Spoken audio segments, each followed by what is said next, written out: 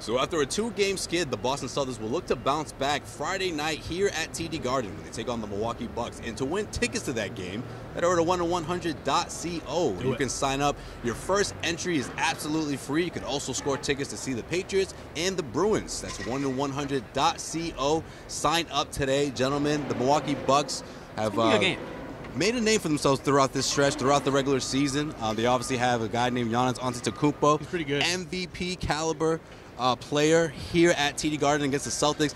They did manage to beat the Bucks, but that was months ago. Yeah. So obviously this is a completely different team. Brandon, what's it going to take from the Celtics to top the Bucks? That was a different front court too. They got no Baines, no Al Horford. Yeah, They're going to be relying on Daniel Tice, Robert Williams to go up against a pretty long Milwaukee team. You've got Giannis, who some people say he is long.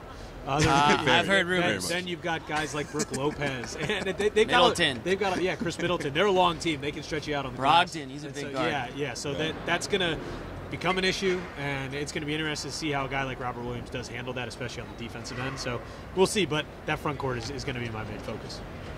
Man, Giannis, I mean, he's a superstar player. I always get pumped up when superstar players come to town, because and he is the epitome of that. I mean, I don't mean that in a bad way. He's literally like just amazing to watch in person, he really is. And he's so impossible to guard. And I do think this. You brought some good points with that. Celtics are going to have trouble keeping him contained on Friday night. It's going to be a big test for them. I mean, they've obviously lost 2 straight. They looked like crap against, what most people would call a bad Suns team, although they didn't look that bad Wednesday night. And they need a W at home. I think that it's going to be, I go back to the playoffs when it kind of got.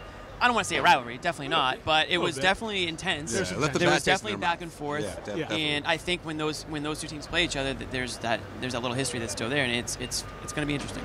Yeah, I think outside shooting is going to be key as well. If the Celtics knock down their threes or are hitting shots from the perimeter, that's when they're a really tough team to beat. But if it goes the opposite way, that's how you get the Bucks fast break going. Yeah. Someone like Giannis, it's very hard to stop him when he gets going. There's other players who can run the floor. So I think that's something to keep a close eye on. But obviously, the defense and the rebounding is going to be a huge thing to keep a close eye on. Hopefully we'll see Marcus Morris back. We're not quite sure. He's still technically day-to-day. Yeah, he said he expected to play Friday. He said that? Okay, huge. all right. Because, he said that he was going through that soreness, but I didn't know, if that meant he's still day-to-day. So, that he's going to be a huge a plus in this one, I think. Yeah, definitely. And you mentioned the perimeter game and the three-pointer. It sounds like a really simple thing, but it's amazing how different this team looks when they're making their three-pointers. It's almost like it transitions into the defensive side, because they looked like a mess against Phoenix when they weren't hitting anything. And they're just gets them rattled up on the defensive end. Everyone steps up a bit. So it hurts both sides of the floor. So that's obviously a huge one. Yeah. I mean, live by the 3, die by the 3. We'll see what happens. Make Miss League. Celtics Doc will look Rivers, to shout out. snap things